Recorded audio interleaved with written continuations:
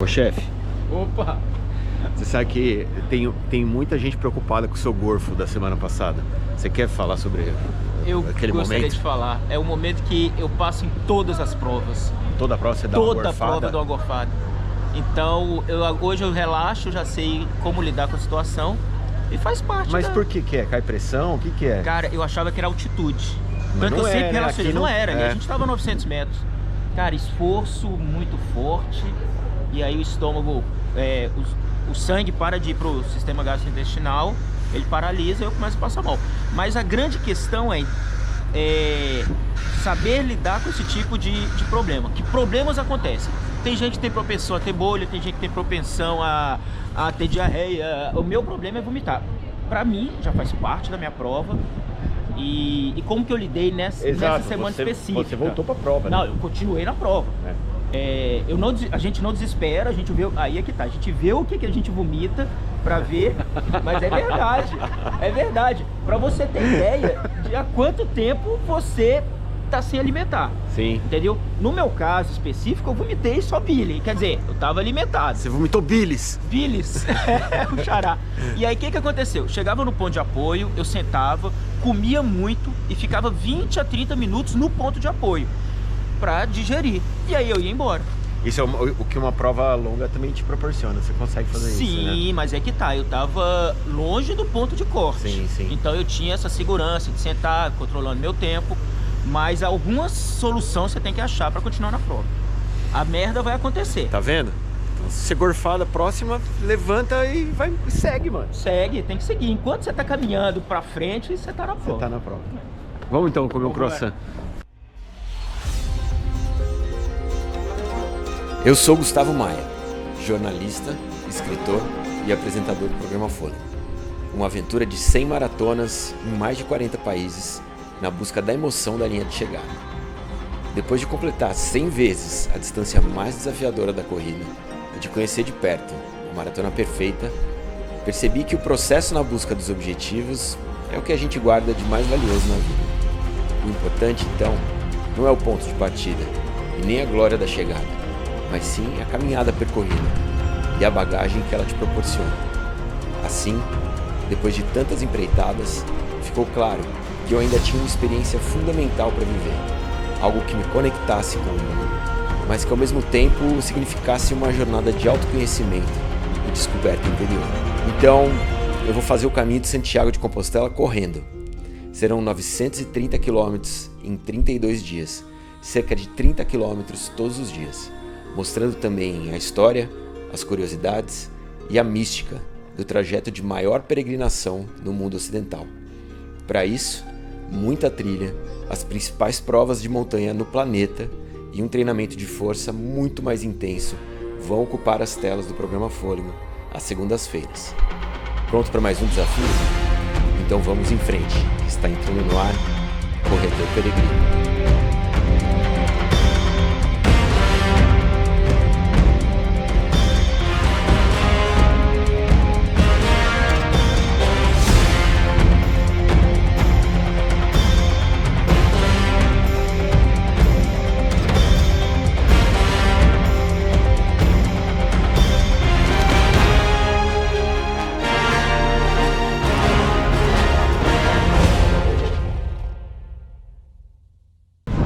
Que lugar pica, velho. Bom, esse aqui é o Trinity College.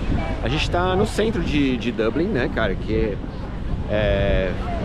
conhecemos ontem, cara. Chegamos aqui ontem em Dublin. Então vamos conhecer, a gente só tem hoje para conhecer Dublin, que amanhã já vamos para Edimburgo. E esse aqui é um dos pontos importantíssimos da gente conhecer. O Trinity College existe aqui desde 1592 e foi um colégio que foi implementado aqui em Dublin pelos ingleses.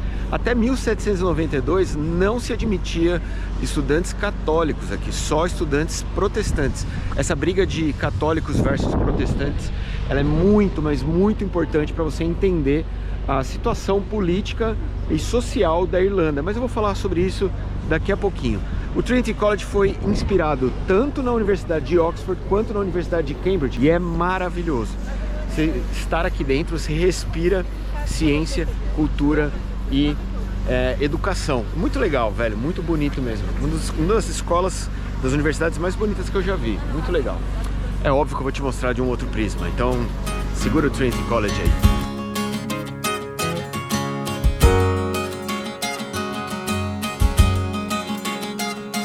They build wooden houses on frozen ponds in the summertime when the water's gone. Diagonal lines in their rolled out lawns, and the sage always smells so pretty. But nobody cares where the birds have gone when the rain comes down on Babylon. The stonemason's phone rings all day long, and you gotta get back to the city. I built my house up on this rock, baby, every day with you. There's nothing in that town I need after everything we've been through. Me out in my garden, and you out on your walk is all the distance this poor girl can take without listening to you talk. I don't need their money, baby, just you and me on the rock. You and me on the rock. Muito bem, esse aqui é o pátio central do castelo de Dublin, cara. Dublin tem um castelo. E lá em Edimburgo também tem um castelo, eu vou te mostrar em breve neste mesmo vídeo. Muito bem, o castelo de Dublin é essa estrutura gigantesca, que na verdade é uma estrutura que foi, com o decorrer do tempo, sendo ampliada, dependendo da necessidade e também de quem tomava conta daqui, né? Ele foi utilizado desde o século XI, ou seja, a gente está com 10 séculos, essa estrutura tem em algumas partes 1000 anos de história, como a sede do governo. E o governo que se instituiu aqui foi um governo irlandês e depois, consequentemente, um governo britânico. Então a sede do governo britânico na Irlanda, aqui em Dublin, ficava no castelo de Dublin. Quando a Grã-Bretanha existiu e anexou a Irlanda, né, todo o poder britânico saía do castelo de Dublin e era a sede central do governo britânico aqui na Irlanda. Em 1922, quando a Irlanda se emancipou, né, e se tornou um país independente, República da Irlanda, o castelo foi entregue pelo governo britânico às mãos do recém-instituído governo provisório do Michael Collins. Se você não assistiu o filme do Michael Collins, vale a pena você assistir, porque ele conta em detalhes esse processo de independência da Irlanda, que não é um processo simples de você entender. Afinal de contas, você sabe, a gente está falando de um país dividido. Temos Irlanda, onde a gente está aqui, que é a República da Irlanda, e temos a Irlanda do Norte, que é a parte norte do país, que faz parte da Grã-Bretanha. Então aqui na Irlanda eles usam o euro, né? Eles têm placas de rua em gaélico e em inglês, e é um país independente que faz parte da União Europeia e que não tem nada a ver com a Grã-Bretanha. Enquanto na Irlanda do Norte você tem o pound, você tem todas as estruturas conectadas à Grã-Bretanha. A parte norte é a parte protestante, enquanto a parte sul é a parte católica. Protestante como o Império Britânico, né? Como desde Henrique VIII, que é o líder, além de na época ser o rei da Inglaterra, era também o líder da igreja anglicana, que é a igreja protestante. Beleza. Essa briga entre protestantes e católicos fez se dividir o país, cara. Então a gente tem hoje um país dividido em Irlanda, República da Irlanda aqui embaixo, e Irlanda do Norte, parte da Grã-Bretanha, na parte alta. Mas isso tudo começou com uma invasão britânica nas terras da Irlanda do Norte, que fez com que os irlandeses tivessem que emigrar do seu próprio país, o que ficou conhecido como a diáspora irlandesa. Então a gente tem irlandeses no mundo inteiro. Na Austrália tem mais de 10 milhões, nos Estados Unidos tem mais de 40 milhões. E esses irlandeses que emigraram da Irlanda por conta dessa invasão britânica, viram nascer, né, o sentimento de nacionalismo do país. Então essa história de eu não posso estar no meu país, eu emigrei para um outro lugar, né, faz nascer em você a história do nacionalismo. Então você tem St. Patrick's Day, né, que é o dia da celebração do nacionalismo irlandês no mundo inteiro, né, principalmente nos Estados Unidos, onde a maior imigração de irlandeses aconteceu. Isso tudo, essa divisão do país que acabou sendo aceita pela Inglaterra, né, a independência da Irlanda, da República da Irlanda, que é onde a gente está, né, e a existência da Irlanda do Norte conectada à Grã-Bretanha, isso tudo gerou muita revolta, né, e fez nascer o IRA, que é o Exército Republicano Irlandês, que contestou muito essa divisão e queria ver unida as duas Irlandas. E a gente teve ali, durante o século XX, a pior época, né, que é o que eles chamam de The Troubles, onde essas guerrilhas sectárias se enfrentavam e bombardeios, principalmente em pontos religiosos, entendeu? Então, assim, é um país que acabou sendo dividido e existe dessa maneira. Essa divisão, ela hoje é aceita tanto por Inglaterra quanto pela própria Irlanda, mas tem muita gente que gostaria de ver as duas Irlandas unidas novamente. Vale lembrar que essa história dessas guerrilhas e essas brigas sectárias acabaram sendo colocadas em verso pelo U2 no Sunday Bloody Sunday, que é a música do U2 que você conhece, que narra um domingo sangrento de 1972, quando uma passeata católica foi reprimida pelo exército inglês e 14 pessoas morreram. Mas isso é só um dos episódios que exemplificam essa batalha sangrenta que rolou no século XX. Porque, na verdade, muitos outros atentados aconteceram. E, cara, eu lembro como se fosse ontem, eu era criança, eu lembro de ver as notícias sobre os atentados do IRA e essa briga religiosa que rola aqui na Irlanda. Louco, né, cara? Muito louco, porque é muito recente, né? O IRA aposentou suas atividades armadas em 2005 só. Então, até 2005, você tinha esses atentados rolando nas ruas aqui de Dublin e também em Belfast, na Irlanda do Norte. Você sabe a história do trevo? Não. Vou te contar então, que essa história é muito legal. Do trevo de 4 folhas? São 3 folhas. É 3, né? É um trevo de 3 folhas, que é o símbolo da Irlanda. Mas eu achei que era de 4, que era para dar sorte. Não, aí é pra dar sorte, aí não existe. Então vamos filmar aqui que a gente fica mais bonito pra cá. Aqui. Aí. A história é a seguinte, o bispo de São Patrício, ele é o padroeiro da Irlanda. Ele chegou aqui em 461 e ele veio pregar o cristianismo, porque aqui existia uma comunidade celta.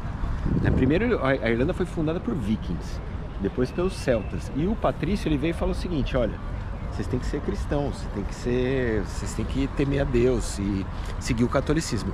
E o que ele usava para mostrar a unidade da Santíssima Trindade? A Santíssima Trindade é o Pai, o Filho e o Espírito Santo. Pode crer. Então ele pegava um trevo e falava assim, ó, o trevo, ele é 3 em 1, assim como a Santíssima Trindade é também. O Pai, o Filho e o Espírito Santo são uma coisa só. Então, para mostrar isso para o povo, ele usava o trevo. Ele pregava com o trevo na mão. E aí o trevo virou o símbolo da Irlanda. Que legal. Legal, né? Muito legal. Agora, o St. Patrick's Day virou um dia de festa, mas não é porque o Patrício era um festeiro. Um cervejeiro. Esse dia é o dia de celebrar a existência irlandesa, seja onde você estiver. Então, eles criaram o St. Patrick's Day. E você sabia que tem uma Catedral de St. Patrick também em Nova York? A Catedral de Nova York é uma Catedral de São Patrício também, porque tem muitos irlandeses nos Estados Unidos. Mas ele devia gostar um pouco de cerveja, né? Porque ele celebrou muito com uma breja. Eu não sei, mas a gente celebrou bem. A gente celebrou. Muito legal, cara. Vou olhar por dentro, né? Tá bom. You and me on the ride. I built paper planes when I learned to fly, like a 747 falling out of the sky. I folded them crooked, now I'm wondering why I could always end up in the water. And nobody's asking why she's looking so thin, why she laughing too hard, why she drinking again. A falling star, she's a paper plane. She was going down when you caught her. I built my house up on this rock, baby, every day with you. There's nothing in that town I need after everything we've been through. Me out in my garden and you out on your walk is all the distance this poor girl can take without listening to you talk. I don't need their money, baby, just you and me on the rock. It's an earthquake, it's a hard wind, it's a record-breaking tide and it is rolling. Ó, eu fui abduzido pra fazer esse vídeo pra vocês. Gente, vocês têm noção que ele tá indo embora da Irlanda sem falar do Temple Bar? O lugar mais icônico da Irlanda, acho que do mundo, um bar mais famoso do mundo. Talvez seja o bar mais famoso do mundo. É realmente um puta bar, velho. Posso te falar? Acho que é o bar mais louco que eu já fui na minha vida. E eu fui em muito bar na minha vida. E ele não ia contar pra vocês É o seguinte, cara, Temple Bar, na verdade, é essa região toda aqui, ó. A toda rua essa chama rua, Temple Bar. toda essa rua cheia de pubs chama Temple Bar. Mas essa região chama Temple Bar por conta do Temple Bar, que é esse bar vermelhinho que foi construído aqui no século XVI por Sir William Temple. E lá dentro, cara, você toma o whisky do Temple Bar, porque eles têm o whisky irlandês deles, todos os tipos de breja que você pode imaginar, e tem música ao vivo todos os dias. E são umas puta banda legal. E ontem a gente chegou aqui, a primeira coisa que a gente foi fazer foi conhecer o Temple Bar e tava rolando um som animal e nós tivemos uma noite agradabilíssima. E mostra o Sir Temple Bar. Sir William Temple, 1555, 1627. Construiu essa parada aqui lá no século XVI. E deu muito certo. Vamos mostrar lá dentro como que é.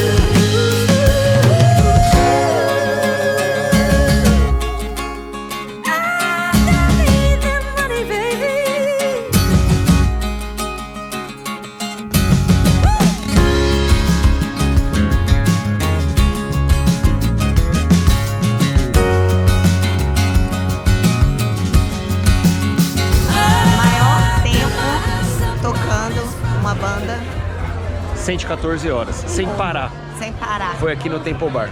E aqui qualquer hora. Hoje a gente tá segunda-feira e tá lotado do jeito que vocês estão vendo, e tem banda e tem gente tocando direto. E tem cerveja gelada. Gelada e lotado, não tem como encontrar lugar para sentar, é super difícil. É incrível, é um lugar surreal mesmo. Muito bem, está terminando a nossa estadia em Dublin. Amanhã vamos a Edimburgo. E vai ser agora, a hora que mudar a imagem, nós já estaremos em Edimburgo, ó, se liga. E aí, lindões? Bom, já estamos em Edimburgo, né? Falei pra você, que era logo em seguida, estamos aqui. Essa aqui, cara, é a Catedral Presbiteriana de Santo Egídio. Presbiteriana, existe aqui desde o século XII, ou seja, uma igreja que tem 900 anos de história. E que depois da unificação, né, da Grã-Bretanha e da Reforma, é uma igreja presbiteriana, uma igreja protestante, certo? Dedicada ao São Egídio, que eles chamam de San Gile.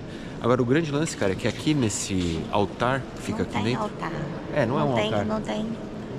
É no centro e não tem uma cruz, nada para eles rezarem. Olha só, fica todo... Onde que fica o padre? Não sei. Não tem nem onde é uma a igreja gente diferente, ajoelhar e fazer assim. Não é uma igreja católica, é uma igreja presbiteriana. Será como é a reza? É uma igreja protestante. Mas aqui foi velada a Bebete. Não foi. Foi velada aqui Ela também. Não era, ela... Foi velada aqui, foi velada em Londres, foi velada aqui também. Olha na que igreja, louco, na Catedral olha de San que Gile. louco esse... Aqui eles falam alguma coisa, né, ó. Fala o quê? Sei lá, ó, tem um microfone ali. Ah, o púlpito chama isso. Ah, é. Púlpito. Tá. Mas só tem esse rolê aqui. Não tem uma cruz pra gente fazer nome do pai. Não tem. Mas você pode fazer o nome do pai aqui. Pra qual lado aqui? Pra qual santo? Edimburgo, cara, é monocromática. Se você olhar, você percebe, ó. São todos os edifícios construídos nesse mesmo tom de pedra, que é uma referência à época medieval. Afinal de contas, é uma cidade medieval. Em Old Town, onde a gente está aqui, que é o centro antigo da cidade, era todo conectado ao castelo. E o castelo tinha muralhas e cercava a cidade, que era uma cidade medieval. Em Edimburgo tem duas cidades. Tem a Old Town e tem a New Town. Para cima do castelo é uma cidade já construída e planejada no século XVIII.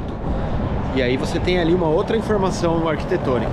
Mas aqui, no Old Town, é tudo assim, monocromático. E essa aqui, a Milha Real, liga o castelo de Edimburgo até o palácio, que é onde o Charlinho vai vir aqui visitar em junho. A gente já ficou sabendo. Vai fazer isso? Não é bobo nada, vai tomar um whisky dele aqui, garante. Vem fazer a sua primeira visita como rei. Afinal de contas, estamos na Escócia e a Escócia é parte da Grã-Bretanha, você sabia, né? Então, diferente do que rolou lá na Irlanda, que tivemos divisão, tivemos briga, porque a maioria é católica lá e a Inglaterra a maioria é protestante, aqui na Escócia não, é tudo protestante. As igrejas são tudo protestante e a reforma protestante que aconteceu no século XVII tomou conta da Escócia e fez da Escócia parte da Grã-Bretanha. Apesar de você ter visto o filme do William Wallace e torceu para ele ganhar a batalha contra a Inglaterra, ele não ganhou. Então a Escócia segue sendo parte da Grã-Bretanha, com a sua convicção religiosa protestante, certo? Quer ver de cima? Se liga aí, que é bonito.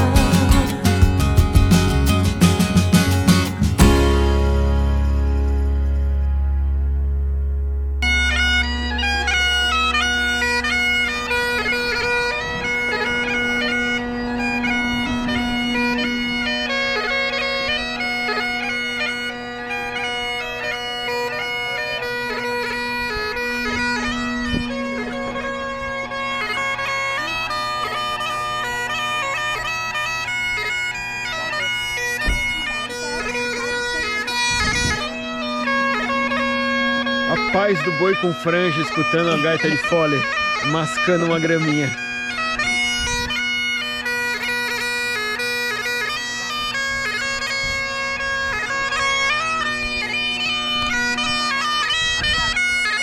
Salve aí, lindos! Bom, hoje é quarta-feira, a gente decidiu fazer um tour aqui pelas Highlands e vamos conhecer o Lago Ness. Você já ouviu falar do Lago Ness, do monstro do Lago Ness, certo? Eu tô na esperança de vê-lo. Vamos ver se ele resolve meter a cabeça pra fora e nos dar um alô. Bom, a brincadeira hoje então é dentro de um busão. A gente saiu de Edimburgo.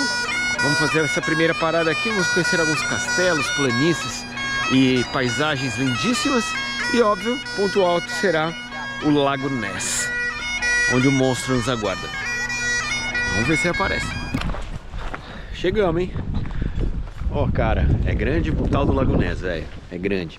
37 quilômetros, cara, ele cobre de superfície, mas em volume de água é o maior lago aqui da Escócia. Outra coisa muito importante para você saber do Lago Ness é que é o seguinte, ele mantém a temperatura entre 5 e 8 graus o ano inteiro. Então não importa o calor que estiver fazendo, vai estar entre 5 e 8 graus e a galera nada, apesar do mito do monstro do Lago Ness. Cara, esse mito, que ninguém sabe se é um mito, se é verdade, o que é, existe desde 565 depois de Cristo, ou seja, Idade Média, velho. Idade Média foi o primeiro avistamento do Ness, que é teoricamente um criptozoito, cara, que é um monstro em forma de serpente, com cabeça de serpente, que seria herdeiro natural genético dos dinossauros, tá? Mas ninguém sabe se é verdadeiro ou não. Algumas outras aparições aconteceram também no século XX, mas teve uma forja aí no século XX. Em 1933 pintaram o monstro do Lago Ness e depois que essa pintura ganhou as páginas dos jornais, descobriram que na verdade ela era uma montagem. Agora, em 2013 teve o último avistamento do monstro, e aí sim foi feito através de uma filmagem com drone, e era um animal de cerca de 15 pés. 15 pés dá mais ou menos 5 metros. Foi visto embaixo da superfície, ou seja, né, embaixo da água negra aqui do Lago Ness. Então, todo mundo já começou a pensar assim, pô, mas mais uma... forjaram mais uma vez, né? Porque na verdade esse monstro não existe, não sei o quê. Mas na verdade esse último avistamento foi comprovado que não era uma fraude, cara. E que sim, existia algum animal ali de 5 metros. O que é, se é um peixão ou se é um monstro, ninguém vai saber. Até que ele resolva botar a cabeça pra fora e falar, ó, tô aqui, sou eu mesmo, o monstro do Lago Ness. Muito louco estar aqui, cara. O lago é bonito pra caramba, as margens são lindíssimas, tem montanhas muito legais. Dá vontade até de fazer um treininho. Mas eu tô dolorido, já passou.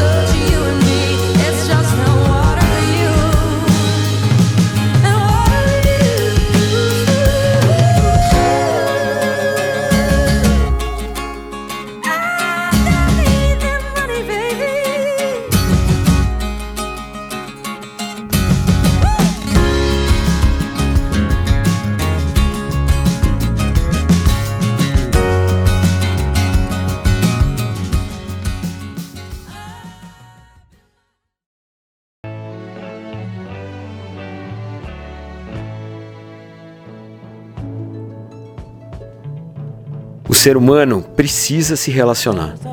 É parte do nosso DNA, que nos separa das outras espécies na nossa linha de evolução. A capacidade de amar e receber amor. Esse poder humano, ele não vem como um opcional de fábrica. Ele se manifesta em cada pessoa de forma diferente. Não se trata de uma virtude engessada, rígida. E ela também não é condicional apenas à nossa humanidade. Ela é construída mediante as nossas experiências, criação, vivência e bagagem.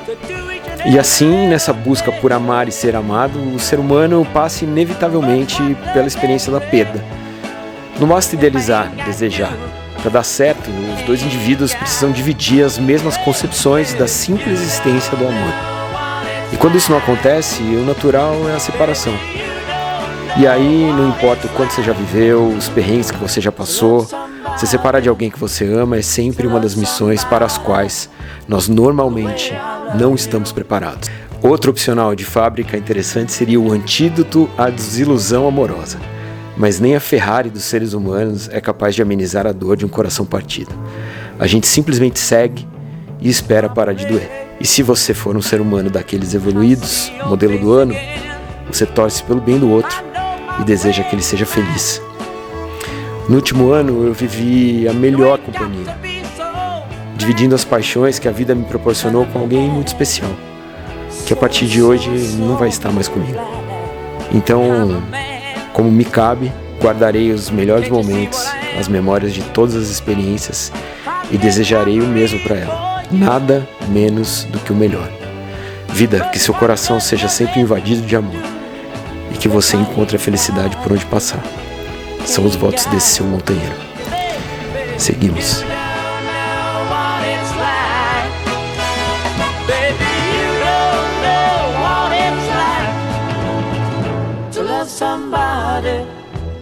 To love somebody the way I love you.